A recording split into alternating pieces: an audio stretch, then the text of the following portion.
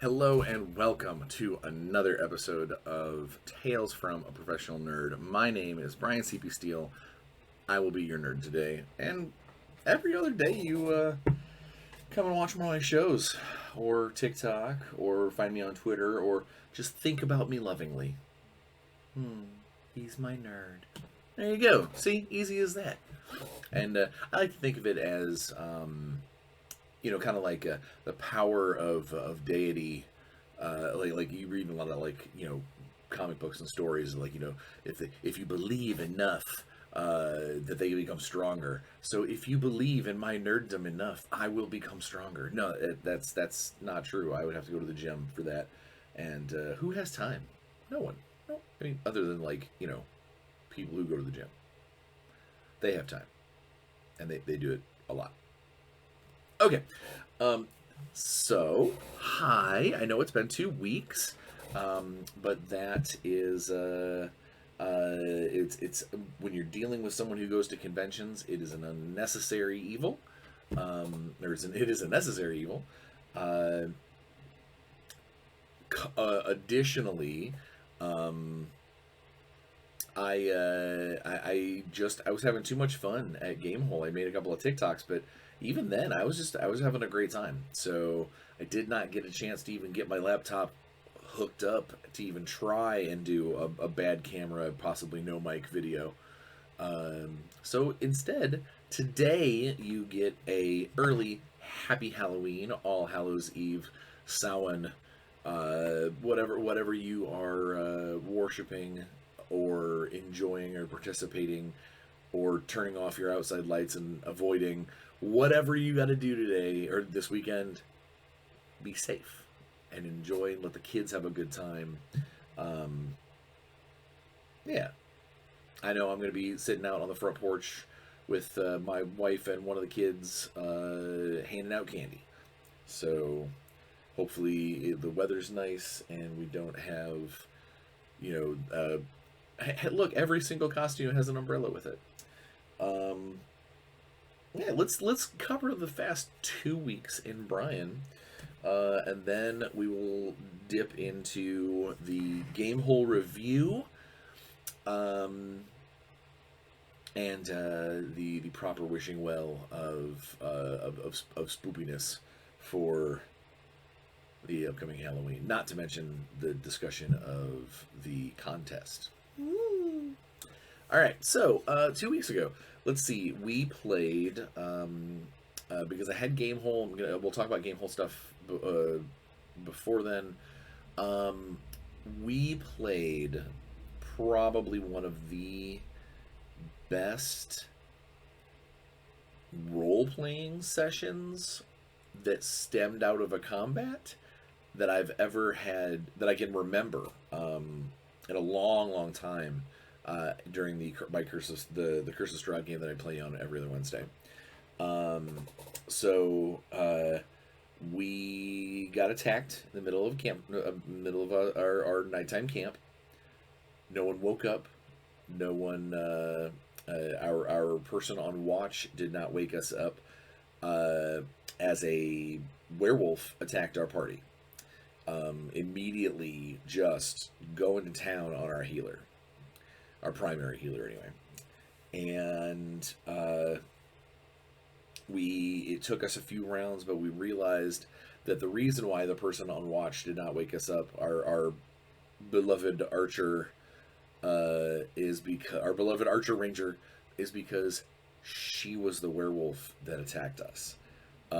We fought some werewolves over 2 months ago, and apparently our DM has been keeping track of the phases of the moon, and that was the first full moon.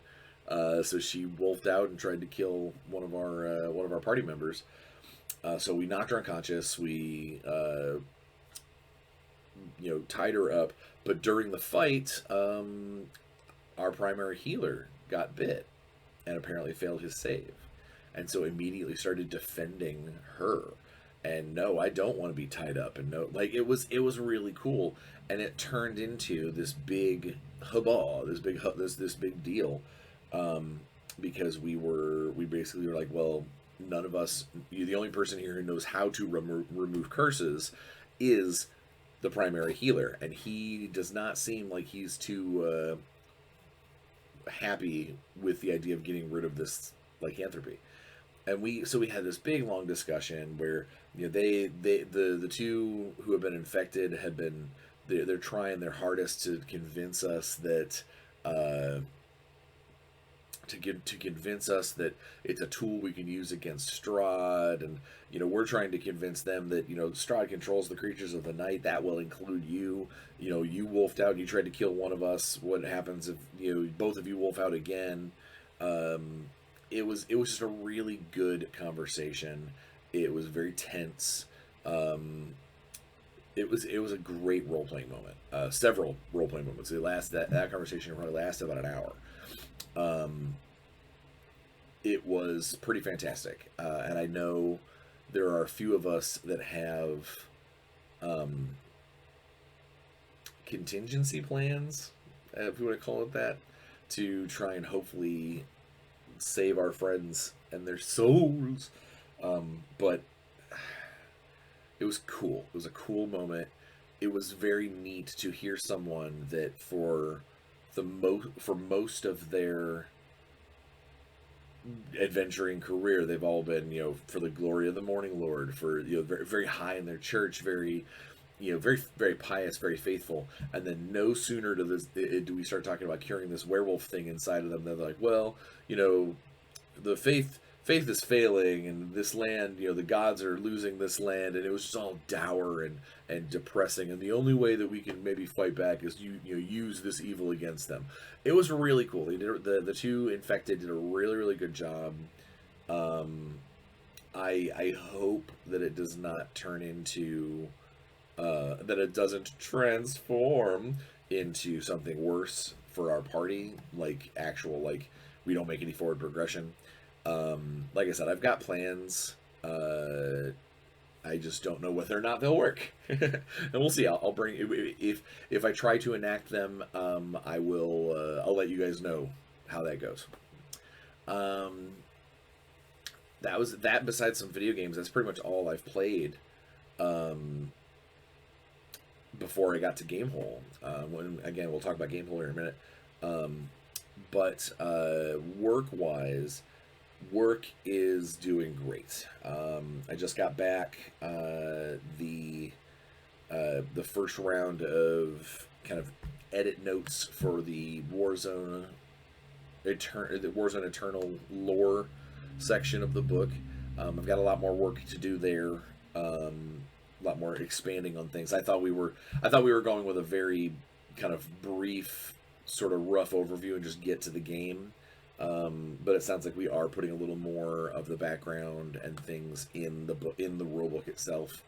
So I got to make sure that I do a little more expanding on some things. Some things that only may have gotten a couple of sentences in passing are going to get like full, you know, sections or paragraphs, multiple paragraphs in some cases. That should be cool. That'll be fun. Let's see, what else? Wrapping up on some very cool Infinity commission painting. I did a Dark Age commission last week. That was fun to see that. To get an old Dark Age robot from the core, a pseudo, the shield robot. That was very cool. I forget sometimes how much that game meant to me, how much that game did for me personally and professionally. So it's very neat. Every time that I'm reminded about it, every time that it comes up, I'm just like, man, I love that. I've also got one 40K guy that I have to paint for an existing client. It's a real fun paint job though. It's an alternate. It was the Sons of Magnus or something.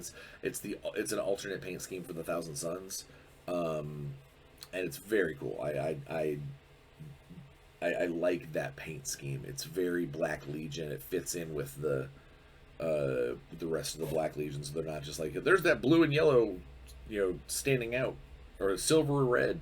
It doesn't make them pop like that. It makes them part of a greater force, and I dig that. I'm down. Um, let's see what else. What else? Uh, I ran. Was it? Has it been? Yeah, no, you hadn't seen. I ran my just for the family D&D game, which was fun. It's a combination of only having to, I've got to be able to run in small chunks because I've got two 13-year-olds involved, one of which that is very big into the D&D scene, and the other one that is maybe less so. They're having a good time, but they have a shot clock. It's the after about 2.5 to 3 hours of session, it is how much longer are we doing this? When are we done? That kind of thing. So I try and run in small chunks, but had a good time. They defeated. They discovered and defeated the second of the three hags. That is the primary bad guy in the first part of this story. It's just really cool. They had a pretty good time. Connor got to show off his new arcane archer skills.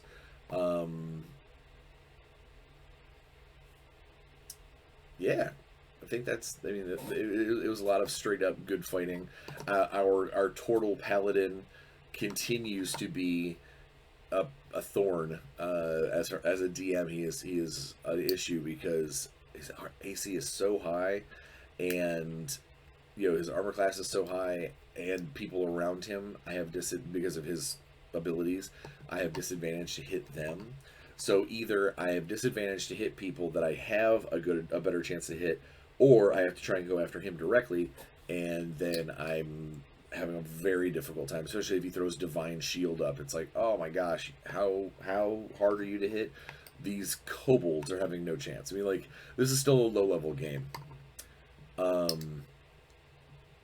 I'm looking forward to the next session. We ended on a cliffhanger with a big bat, they just defeated this big kind of hyena bat hybrid thing, and as the episode ended, they got they heard this like kind of howling screech from down the hallway. So they obviously know that they're partially in for it shortly. Yeah, I think that's about it. Still working on the Transformers thing. In fact, I gotta step up production on the Transformers thing because have a very cool Power Rangers thing coming up. Some deadlines got moved around, and a book that I didn't think we were doing until next spring is getting moved up. Probably because of all that shipping nonsense out in the world. They're getting things in for print earlier, that kind of stuff. But I'm super excited for that. That book's gonna be a lot of fun. Not as excited as I am for some other Transformers and G.I. Joe projects that are coming down the road. But this is going to be a good book. This is going to be one, just listening to the Twitch streams and listening to, the Facebook groups and stuff. This is one that people have wanted. So even, the game's not even out yet, but we've mentioned, what we have put out, and they're already like, when are we getting this? When are we getting that? When are we getting this? This will be cool. I mean, I'm jazzed. That'll be very, very fun. Yeah, I think that's about it as far as work stuff goes. It's nice to only be narrowed down to a couple of people, to Warzone, which is almost a labor of love at this point. Yeah, I get paid, but it's just something that I really enjoy being a part of. And then all this Renegade work is all fantastic. It's all amazing. I love it. I love it. I love it. Health-wise, I know I said I was going to keep you guys up to date on how things are going. I have officially lost 33 pounds since I started this. If you have been paying attention to my Facebook, I was at 33 pounds before Gamehole Con, and I came back and it looked like I had backslid a couple, and now I'm back to that level of... I'm back to where I physically, like numbers wise, was right before we left for Gamehole. So that feels good to make sure that I didn't backslide so far that it was like, God, I might as well not even do it.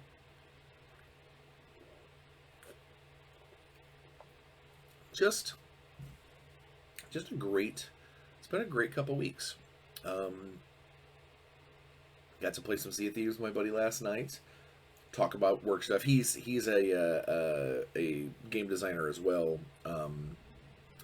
and mostly not. I think he's got one or two titles out, but for the most part, he's trying to find his feet on that one. It is not his primary gig. But he's an amazing designer. He's got great ideas. His wellspring is deep, and he is. I have always admired his ability to basically put phantom math together unexpectedly. Way back in the day, there was a card game called Jihad, the Vampire the Masquerade collectible card game. After that, the second version of that was Vampire the Eternal Struggle. It has now slowly gone away and then transformed into the Renegade's current game, Rivals, which are separate games totally, but that's the kind of the concept that it was. And my friend Brian was the kind of person that would sit down with a piece of paper, not even like looking at his cards, not even looking at with a piece of paper, write down all of the cards that he think would make for a good deck, which vampires to be in his crypt, which how many of these, and then like while sitting at work, just jot that down, fold that piece of paper up, go home, make that deck, and the next time that we played, just slaughter us. He has that kind of analytical brain that's not so focused on the numbers that he can't also stick to theme, find fun things. He really, really is a great designer, and I want to be able to help him get more purchase under his feet, because I think that he would do a lot of really good things, and I'm always happy to be attached to really good things. Not to mention working with your friend is fun. But yeah, so it's game. Let's go ahead and discuss Halloween or Samhain or All Hallows Eve or whatever Devil's Night if you're in Detroit, which I guess is technically the night before, but either way. So I love that this time of year. Normally the weather is nice. Although right now it's crazy cold, and in fact, later today I got a guy coming out to fix my furnace because my heat doesn't work right now. It's very cold. I have a little space heater in here to keep us warm, but yeah, at night there's lots of blankets. So I'll be glad to get my heater all taken care of, get a new furnace, because we are going to probably need a new furnace. There's no question. The one that came with this house is, I'm pretty sure it ran on dinosaur fingerprints. Like it's super old, but it doesn't work. We tried to turn the heat on, and it was just like, no, thank you. So I have a cool warranty for the house, cool like insurance package for the house that they'll come out and take care of things up to a certain dollar amount. And so my fingers are crossed. They get out here, they see it, and go, "Yep, you need a new heater, and it's covered under this." Because man, they're expensive, and I do not want to have to. I do not want to have to take out a loan to get heat for my house. But this time of year, the seasons are changing. The trees look good. They're starting to turn that orange and stuff. And then you have, a night of trick-or-treating. I used to adore trick-or-treating, as like going, getting dolled up and going out and getting candy. And then when I had a kid, when he was tiny, we used to go trick or treating, and I would still get all dolled up. Had that same kind of feeling, but it was through him. Seeing him run up to a house and ring the doorbell. The number of funny moments where he'd walk up and like knock so light that no one would hear, and then be like, "No one's home," and then walk away, only to have like the light come on when he's at the end of the driveway. Be like, "We thought we heard a kid." Just very cool stuff.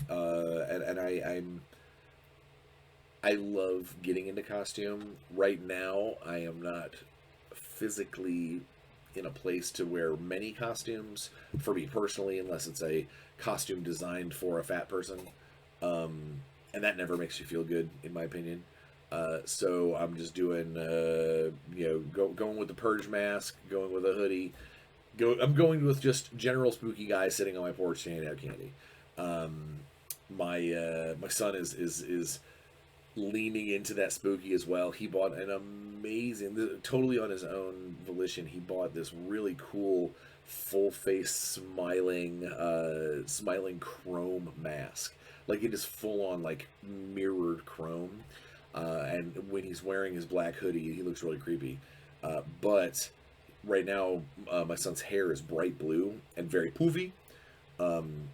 So when he's wearing the mask, even without the hoodie, he's got these like crazy tufts of blue hair that come off the top. He looks like he looks like a scary evil clown. And we just bought him a cool suit to go with it, kind of a red paisley. It's gonna look rad. I'm very, very excited for him. I know he's not trick or treating this year. I think he's decided that he's done with it, but it'll be cool to see him in costume. If I get a chance to take pictures, I will, and then you'll have to see them on my Facebook because I won't put them up here, just because YouTube's weird about kid pictures and things. All right, let's get into it. So in the spooky season, when you roleplay, I know a lot of people are going to be doing theme games. There's a bunch of Twitch streams and things like that are doing Halloween theme games, horror games, Vampire version 5, Curse of Strahd. They're doing all kinds of very, very spooky stuff as their themes. There is a game being played on Twitch run by my friend Dustin. Called the system he uses is called 10 Candles. And I've never played 10 Candles, but my supervisor over at Renegade, Elise Teague, she has, and she swears by it. She says it's one of her favorite systems of all time. And it apparently you play in a darkened room. You have 10 candles in front of you, and every time someone either like dies or a plot point dies or like you get past a certain point, you put out one of the candles. So at the very end of the game, when you are done with the game, all of the candles are snuffed out, and you're in a room of darkness. I think it's going to be rad. I think it's going to be a very, very cool thing that I can't wait to watch. But also, if you can get a copy of 10 Candles, you totally should. And then just use it to run one-offs. Another good role-playing system for one-offs and tension building and things like that is called Dread. And not Dread like Judge Dredd, but Dread as in, woo, spooky. And that uses a Jenga tower, basically the stacked block tower, to judge your failure and success. Is how far down is it, a middle piece, is it right, did you have to touch it twice? There's all kinds of little things that the person that's running the game has to take into consideration. And then of course if the tower falls, then something disastrous happens, and it's neat. Again, could I see someone run a game like that like long term? No. I could never see someone running a Dread campaign or a 10 Candles campaign. But as a one-off, chef's kiss. It's going to be amazing. Other spoopy stuff that I think that you should... There is a... if you are into high crunch, as in lots of rules, very deep system, it takes a little while to get used to, but it's excellent, is Outbreak Undead, which is a great zombie game. but again, it is a little crunchy. It is going to be a little heavy on the this or that's when it comes down to rules discussions and things. But I think probably my favorite zombie engine, if you will. I love how honestly I love how D&D handles zombies. As just as a side note, I think that they're they hit kind of hard, but they're super easy to hit. They have very few hit points, and when they get hit, they get a save to see if they get back up, unless you crit them or if you hit them with some kind of special magic. To show that you're battering this dead guy and he just doesn't care. He just doesn't care. The crit obviously is a bullet to the brain, or that kind of arrow to the eye socket. I think that's cool. I think it's a neat engine for zombies, but that's in the middle of another fantasy game. You could not run a full on zombie apocalypse style game, like a Night of the Living Dead style game, Day of the Dead, Dawn of the Dead. You couldn't do that with D&D zombies, because it's just so much bookkeeping and just so many. Oh, he didn't go down. He didn't go down. Oh, he didn't. Oh, okay. It would be painstaking to run hordes of zombies that way.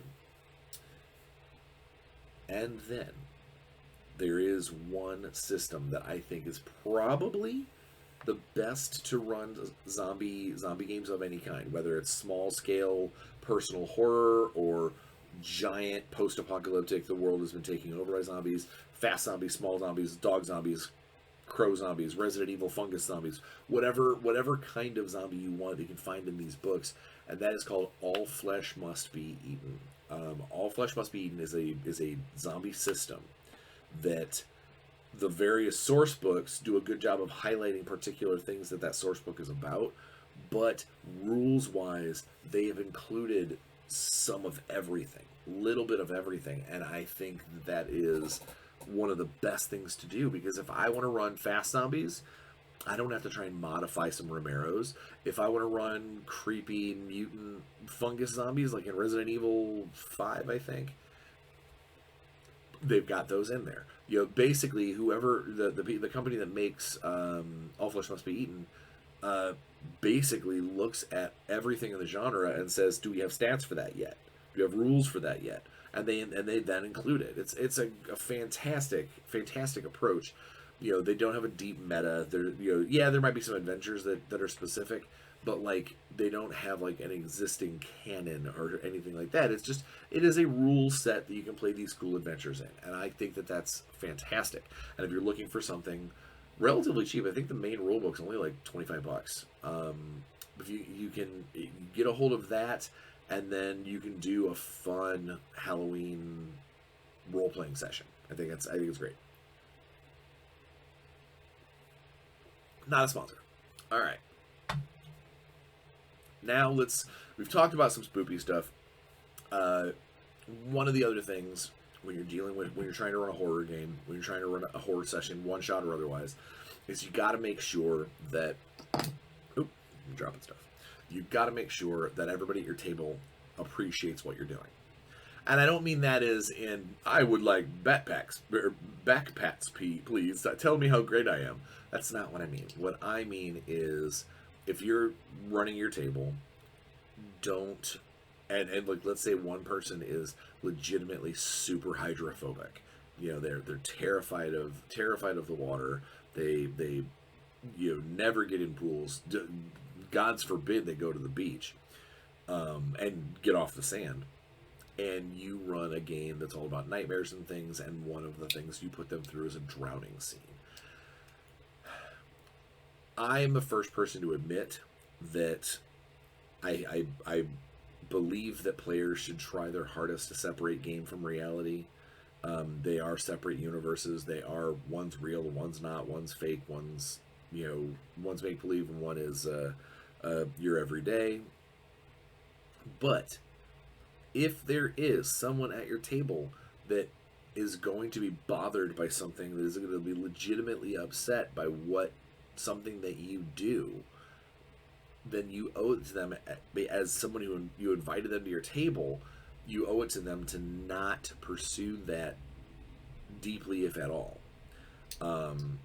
It could mean making some adjustments to your game. It could mean asking that player to, kind of be exit stage left for the hour or so that you're taking care of this.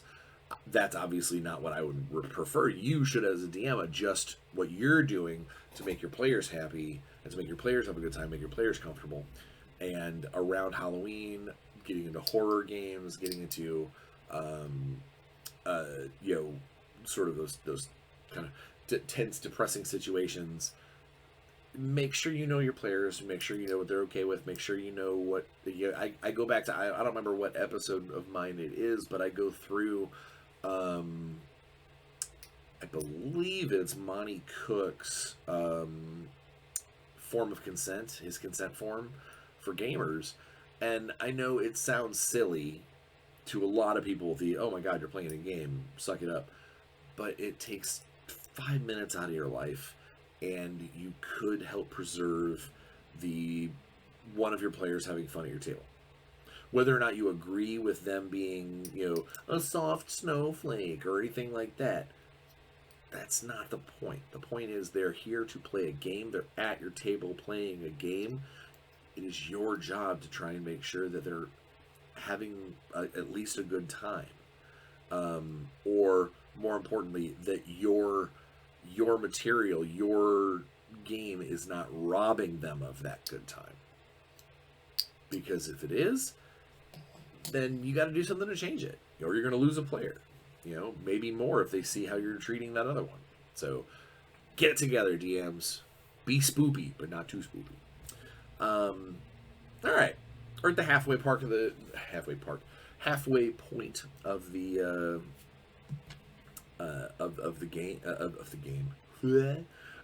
session of the episode, and I want to talk about Gamehole Con. In fact, Gamehole Con 8. Dun dun dun dun. All right, so I was not expecting to go to this show. This show, it's up in Madison, Wisconsin. It took place last week, over the 21st through the 24th.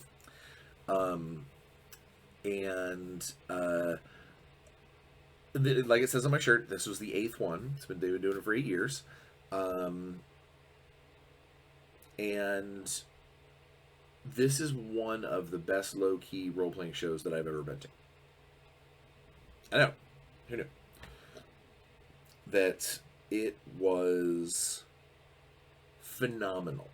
Really, what it comes down to is that show is very well put together.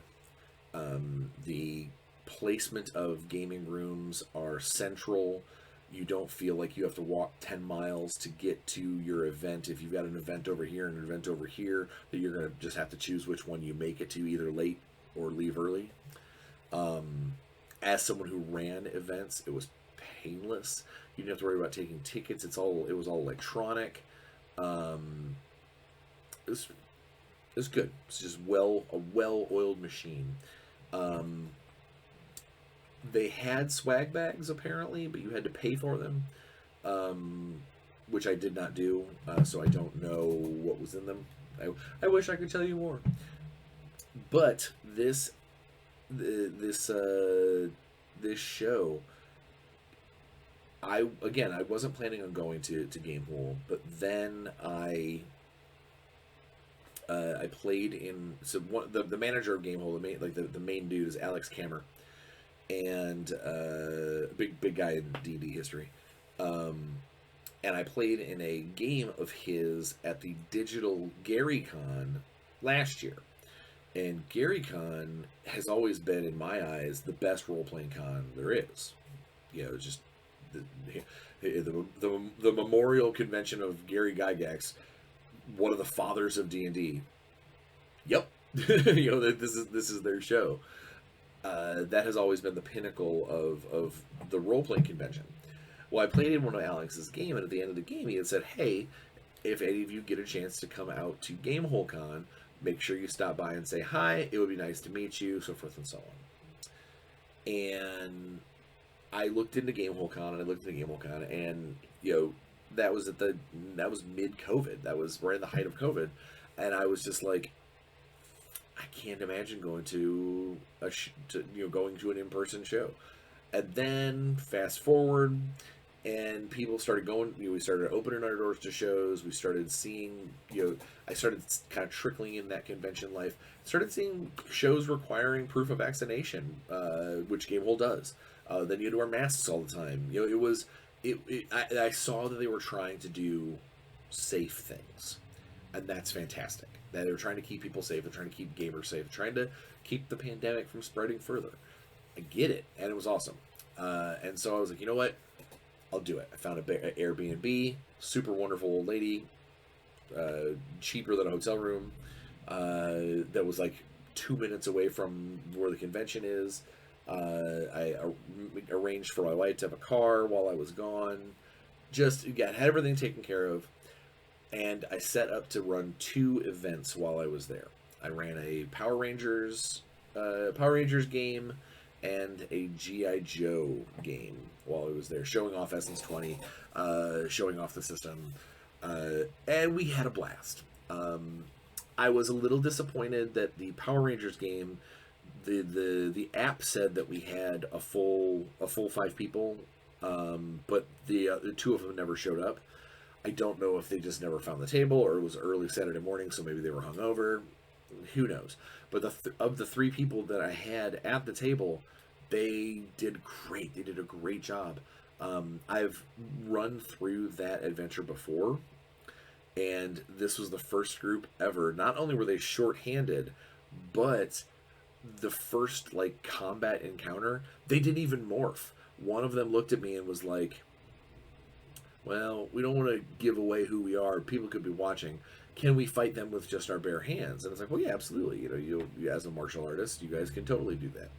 And so they just stayed in their regular people form and used their surroundings. Like, one guy used the lid to the barbecue to smash a putty. It just very cool. And then they got through the rest of the mission just fine.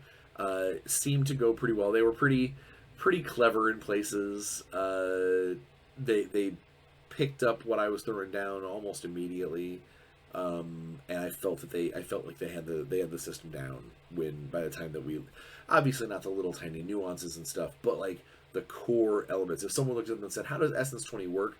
they could probably at least explain it to someone else. And that's, at the end of the day, that's what these convention games are about. Not just showing off what we can do, and not just to have fun, but also to spread the word. So like those players can then go back to their game stores and things and go, oh yeah, when Essence 20 comes out, I'll help you learn. I've played it now. That kind of thing. The G.I. Joe game was extra funny because I had a Actoroki session, which is a special thing that Peter Atkinson does for his World of Chaldea. And what that is on one day, he gets a bunch of people to play a role-playing session, like a pre-written convention-style game. They play for 4 hours, so forth and so on. Then, after recording that session, they give the recording to Peter's screenwriter, who makes a script out of the pertinent things that happen. Obviously, it's not word for word. It's not follows them every single step of the way, but it's a rough overview, a movie digest version of what happened in the role-playing game. And then they get a second cast, people who were not role-playing, to wear costumes and do voiceovers and things, and basically act out the what happened in the role-playing session. And then collectively the process is called Actoroki, kind of like karaoke but with acting. And Peter asked me to play an NPC for him in the acting part. So I got all dressed up. I put on some fur half shoulder and some bracers, and I was this bandit, this like local bandit lord. And then I did some blue woad because I was Dorian in his world. That's kind of an Irish, Scottish, Celtic, Viking place. And so I painted up my face with some woad for the Actoroki, which I'll put the YouTube channel in the link so you guys can watch it. I don't know if they've posted up our video yet, but you can at least watch some of the older ones, and then subscribe to Peter's thing so you can see what's up, or so you can see what's up. But my screen time call was at 9 o'clock in the morning on Saturday. My G.I. Joe event was at 10. And so I told Peter, I was like, I have to be done. I've got to be done. I got to be at my event at 10. So let me out of there by like quarter till so I can get dressed and stuff. Well, we ran just a little over the quarter till mark. I made it to my event by 10, but I completely forgot to take off my makeup. So I get to the event, sit down, and I'm like, so, all right, here we go, play. And then at some point, I go and kind of itch my eyeball and realize I've got blue on my fingers. And then I had been running G.I. Joe the whole time in WOD. Obviously, none of the players cared. There's a lot of cosplay that goes on these shows. They didn't seem to care. Obviously, I wasn't going to care. We continued. And they did a great job. The only thing that they did that is one of those, they say it, whenever someone says it, I just go, really? And that is they split the party. The team, instead of sticking together to deal with the threats, they were like, you go this way, you go that way, you go this way, which honestly is a valid option when someone's telling you that you're on a clock and there's these 3 locations to check out, that you split up the team and go check them out simultaneously. It did make it a little harder to run some of the combats, but what are you going to do? They made those choices, and it did help them in the long run because they burnt through the obstacle course, so to speak, relatively quickly. They were able to get through it. So yeah, the G.I. Joe game was great. The Power Rangers game was great. Although I will say this, we had one moment in the Power Rangers game. So obviously, as Power Rangers, you have the ability to morph into your Ranger form. And in the game, we wrote in rules that says you must do your speech, whether it's morphin' time or by the powers of nature or whatever, depending on which season you're in. You have to do your call out. And I remember one of the guys at the table going, all right, so I'm going to turn into my morph form. And I was like, and he's like, yeah, because I need the armor and I jump farther and he's like, oh, because it's morphin' time. And it's like, yeah, you got to say it. That's the trigger, real world trigger to get it going. So the 2 games I ran were great, but that left me with a lot of free time. Left me with a lot of free time at the show, which turned out fantastic. Not only did I get a chance to do something that I have seen at conventions for years and years, and I just never have the time and the money to do it, and that is True Dungeon.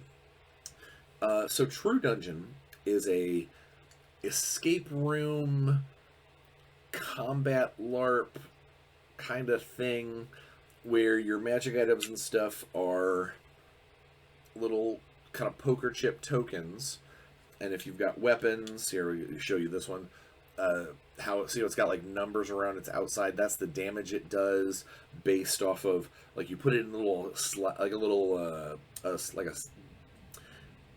don't know if you've ever been to a bar that has tabletop bowling, where it's like a little sliding puck that goes down. It's almost like shuffleboard, but waist high.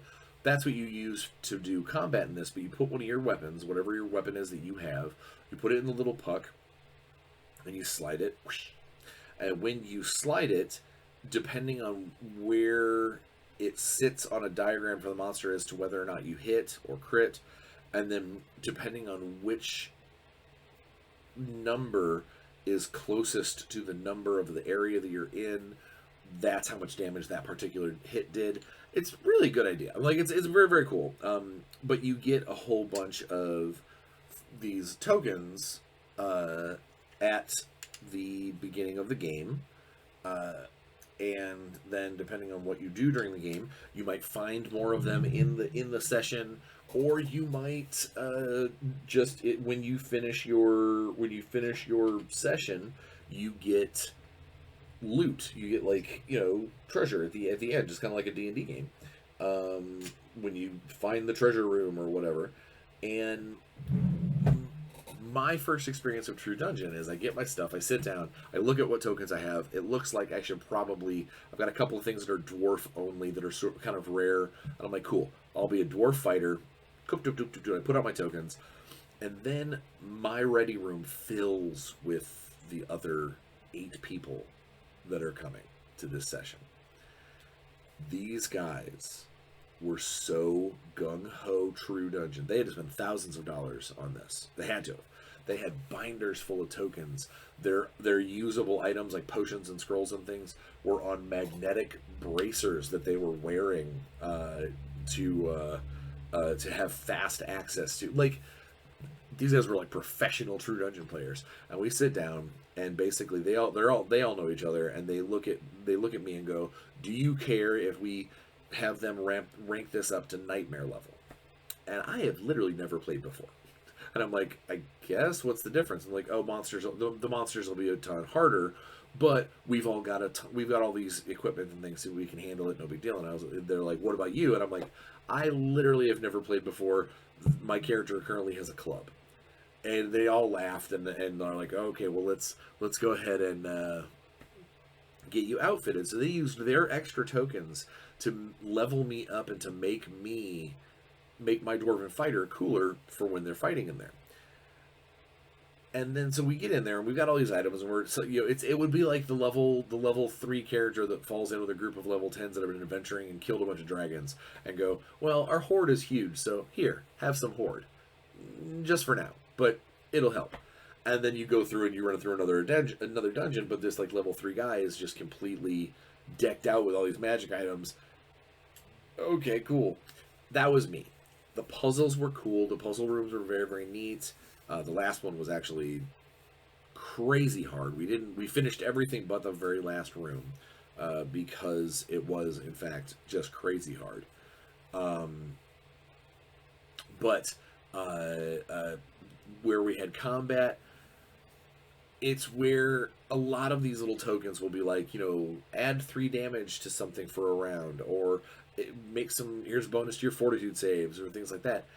We never had a chance to even make those kinds of saves because or deal with that kind of stuff because these guys were so gung-ho. We are a machine. We finish these rooms. We move to the next one. That combat was 1, shoot, 2, shoot, 3, shoot, 4, shoot, clear, 1. Like, it was that. It was regimented. They knew exactly what they're doing, and so I just kind of fell in line. I was like, all right, I guess I'm sliding a puck and hoping for the best. But overall, it was a good time. And at the end, so after the last room, when you hand in your little form, I was told that on average, most players, when you play this game, they get between 1 and 3 pulls out of the token pool. Because we were on nightmare level, we got 23. So I came home with a pile of True Dungeon chips, a whole bunch of them that I'll never use. So I actually threw some up on eBay. Apparently there's a decent resale market for it. Who knew? But it was a lot of fun. I'm hoping that the next show that I get a chance to go and play these, the next show I get to go play a True Dungeon, that I'll do a different dungeon, A, but also B, that I get put with more my own level, because I would like to see some of these other things happen in the fights instead of just line up and swing. I've got this spell to take care of you. I've got this thing to take care of you. I've got this thing to take care of you. I would like maybe to have a little more challenge, fight the monsters that we like the way we have to fight them, instead of just breezing through them all because you've got a god level worth equipment. But it was a lot of fun. It really, really was. And I am looking forward to trying it again. The other things, I went to the game, the old like classic games auction at Gamehole. Every year they do one for charity, and it's got some donations of very cool items. A lot of signed stuff, a lot of Gary Gygax stuff. But there was one thing that my buddy Rick and I went to the auction. I bid on a few things, but when things got a little too thick as far as money went, I didn't win anything. The closest thing is there was a very cool RuneQuest, old school RuneQuest packet that I wanted to get, just kind of as a nostalgia thing, but it got up to almost like $300, and I was like, no. But there was one item that Rick and I had said, they were like, if he had the opportunity to pay for it, he would. It was the original brown box D&D set, like the very first publication. Only like 1,000 of them were ever made, and there was one right there in condition, but the booklets inside were in really good condition. And Rick was all ready to throw his number up in the air, and the bidding started at $1,000. It went for, I think, 7. It went maybe it went for about 7, but it went for a lot. This was the kind of thing that, like, museums pay for if they do a Dungeons and Dragons wing, that kind of thing. It was really cool to see some of this stuff. It was insane to watch some of these people bid, where they're just like, nah, I think I want this, so I'll bid $400. Normally, it was just you held up your card as they were spouting off numbers, and then when you were like, that's too rich for my blood, you put your card down. But there were a few people that would put their card up and go, start it at 300 for me. Like, just let's skip to the chase. Very cool. It was very, very cool. Also, got to see a lot of cool things. Got to say hi to Matthew Lillard. Didn't get a chance to actually hang out because he was super busy the whole time that he was there with Beetle and Grimm's. Thankfully, I did get to see a lot of my industry friends. It recharged my industry meter quite a bit. Got to hang out with Satine and Jameson. Got to spend almost 2 nights in a row just swapping stories and talking about stuff with Rick and Matt Forbeck. And I actually have a funny story about that first night, and technically, I guess that second night. Is we're sitting there, we're talking, we're having a good time, and a gentleman comes to the table. His name is Rick Mates, and Rick he's an old school guy. He was part of, I want to say he was part of the TSR movement. He definitely worked with FASA, and has since then. He is now the CEO and president of Chaosium Incorporated. People who do Call of Cthulhu, the current RuneQuest, that kind of thing. And we're sitting around, I've seen his name on a million things. And at some point I said something about my time at Mongoose, one of the projects that I had worked on at Mongoose. And Rick's eyes go wide, and he looks down at my badge, and he like almost sits up out of his chair, and he goes, "You're that Bryan Steele?"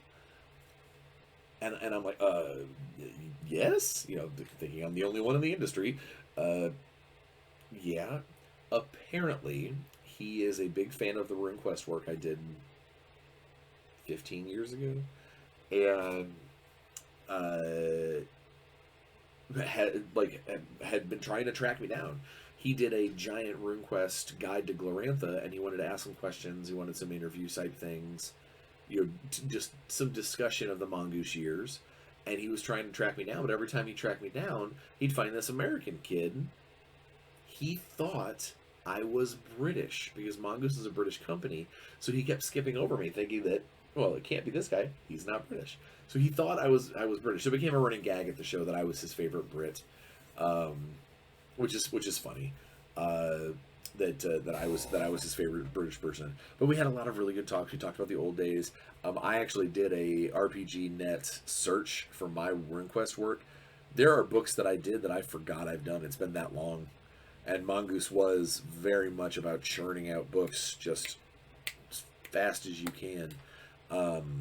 So some of them did get lost in the shuffle, but it was neat. It was cool to kind of stroll down memory lane with those guys. Had a blast, and then the next night we posted up to have our little table area at the party. Rick shows up. He brings Jeff Richard, who was in basically one of the big wigs over at RuneQuest. Has been friends with the creators forever and a day, and so it was just cool to have him there. But at some point, in a similar fashion, we mentioned something about RuneQuest at Mongoose, and he did the same thing that Rick did. Wait, Bryan Steele? It was neat. It was neat. I'm sure I turned 3 shades of red to have these industry greats know my name.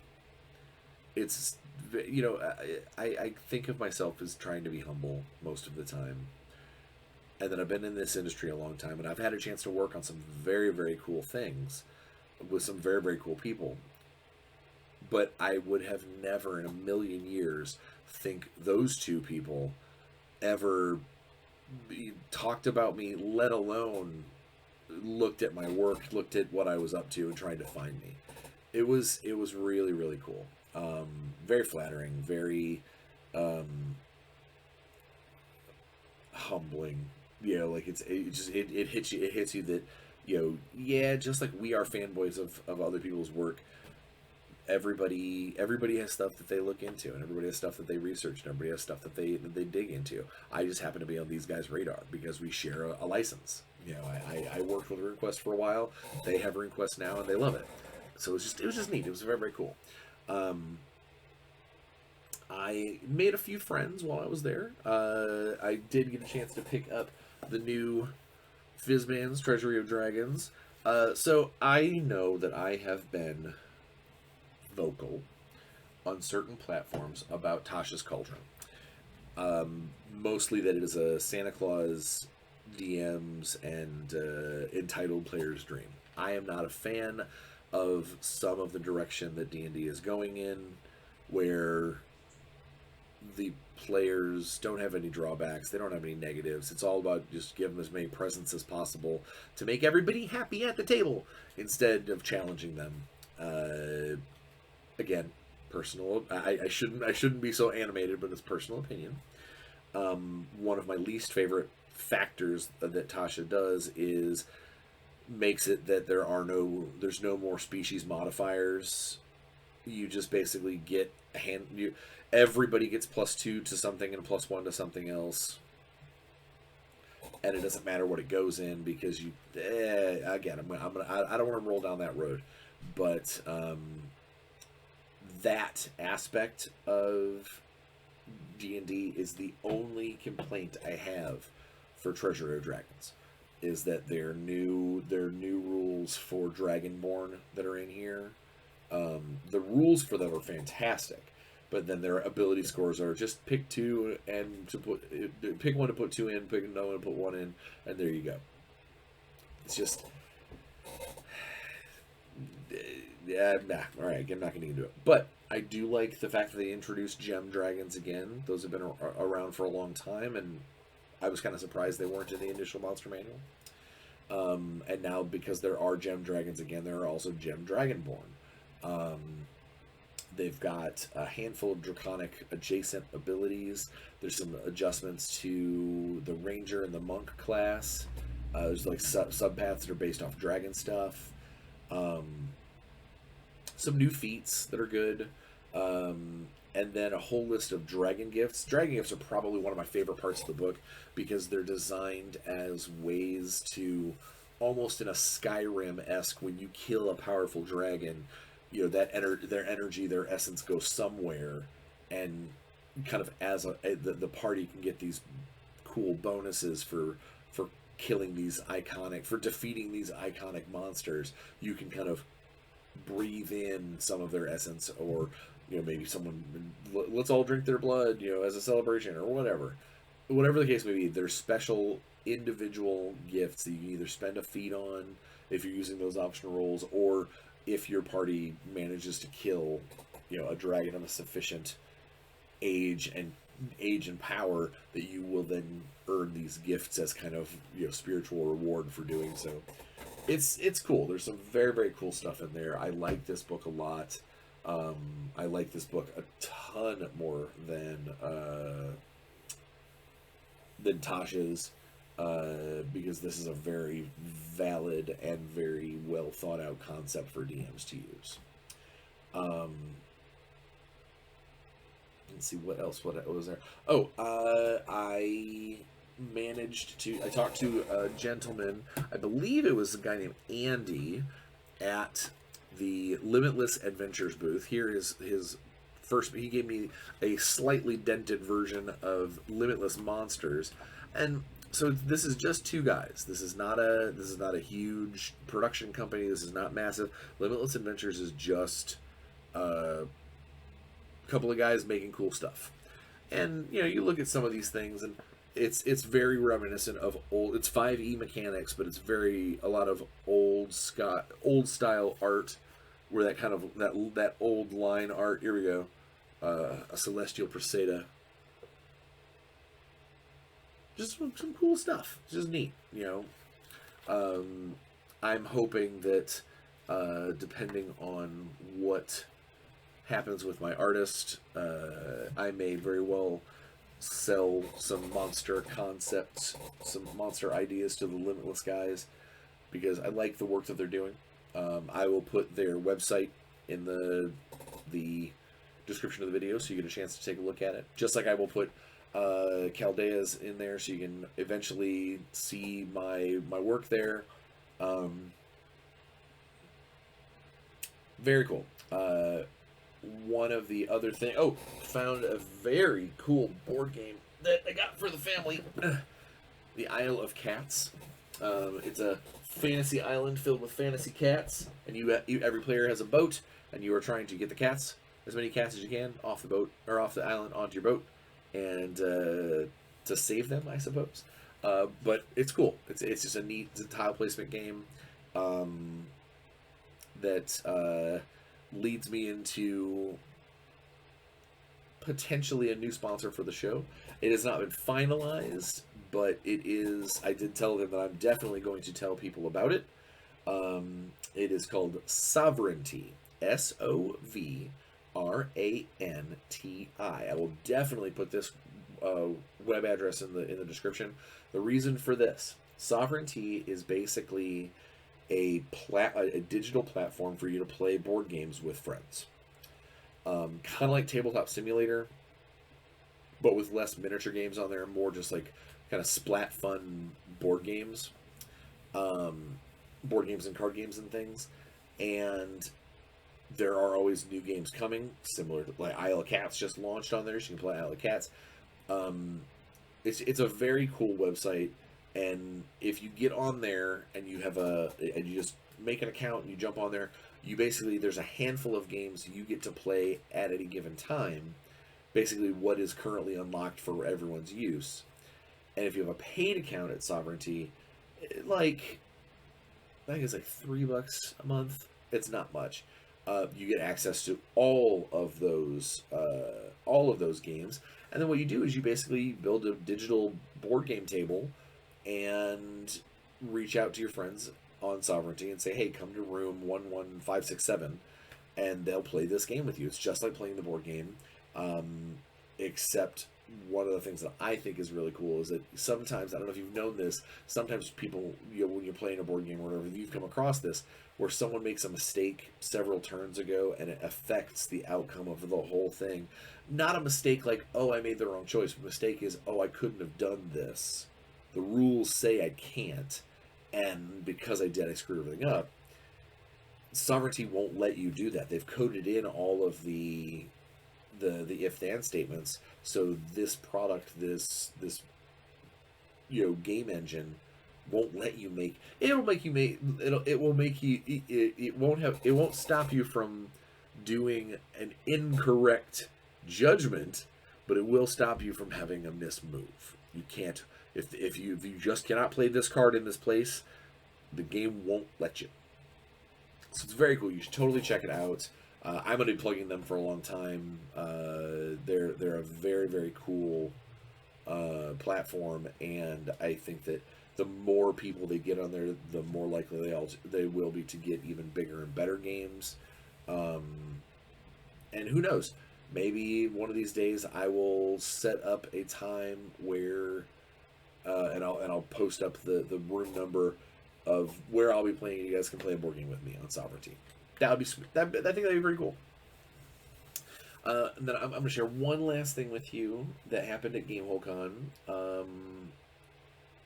Then I'm going to leave you for a week to enjoy your Halloween and such.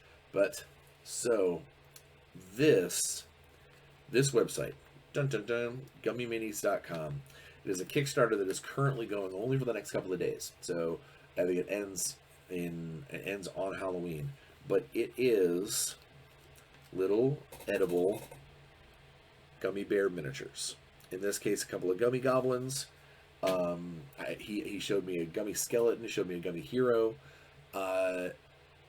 They're super novelty. They actually tasted good too, but they are super novelty. Concept being that like you could eat what you kill, that kind of thing. Now, personally, I think when he takes off and this becomes a big deal, is he needs to get with a game designer to create a board game that uses his edible minis, and part of the game should be having to eat them, having to pair them together, or getting to eat them when they score, or whatever the case, or eating your opponent's gummy minis, or whatever. I think it'd be a fun shtick. I think it'd be a neat gimmick. And in the case, if you made the game itself cheap enough, like the board game and the cards or whatever, if you made that inexpensive enough, you could then basically say, buy a half a pound of my gummy minis to refresh your game for this mission, or whatever, or hell, do mission packs based out of the website.